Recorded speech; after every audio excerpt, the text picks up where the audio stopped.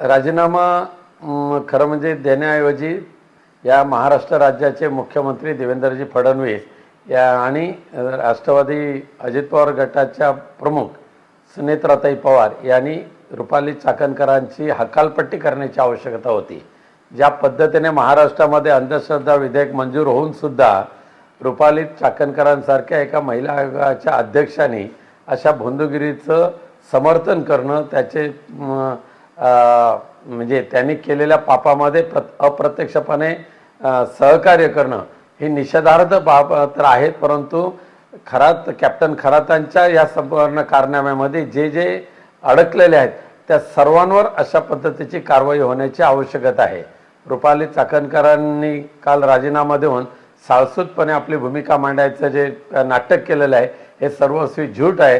त्यांना नैतिक अधिकार कोणत्या म्हणजे इवन राष्ट्रवादी काँग्रेस पक्षामध्ये सुद्धा त्यांना राहण्याचा अधिकार नाही आहे।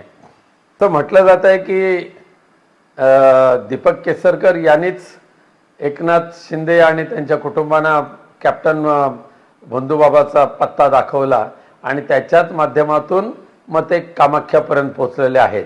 त्यामुळे इकडे तर दीपकभाई केसरकर बाबा बाबा म्हणूनच ओळखले जातात आणि ज्या पद्धतीने कॅप्टन खरात यांची सेवा चाकरी करण्याचं काम या महाराष्ट्राचे उपमुख्यमंत्री एकनाथ शिंदे यांनी केलेलं आहे ते पाहिल्यानंतर पोलिसांनी खरात बाबांकडून जप्त केलेले जे व्हिडिओज आहेत हे पूर्णपणे सुरक्षित ठेवून ते उघड करण्याची आवश्यकता आहे।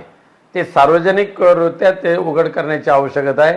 आज देवेंद्र फडणवीस यांच्या मंत्रिमंडळातील निम्मेपेक्षा जास्त मंत्री खरात बाबांचे एक शिष्य म्हणा किंवा त्यांचे पाय चेपणारे म्हणा हे मानले जातात।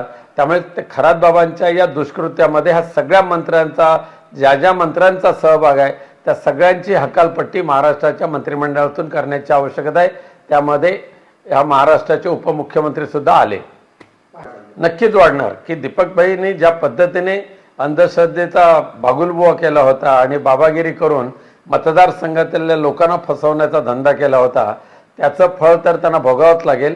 खरात बाबांचं आणि कॅप्टन खरात बाबा आणि दीपकभाई यांचे बऱ्याच वर्षापासून अत्यंत चांगले संबंध होते आणि तंत्र मंत्र ह्या सगळ्या विद्यामध्ये दीपकभाईंनी त्यांच्याकडून अनुकरण केलं होतं ही माहिती आहे। त्यामुळे येणाऱ्या SIT चौकशीला दीपकभाईंना सामोरे जावं लागेल।